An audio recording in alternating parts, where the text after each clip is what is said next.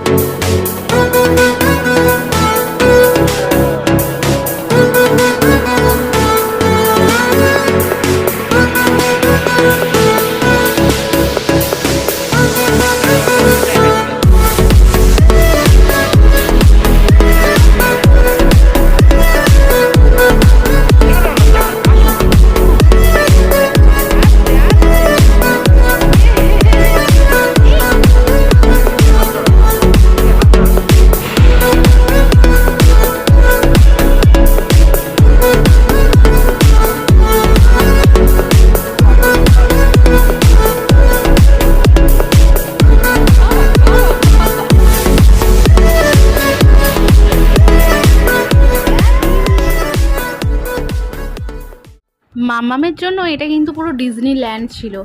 অসম্ভব সুন্দর পার্কটা, দীঘা আসলে কিন্তু কেউ মিস করো না।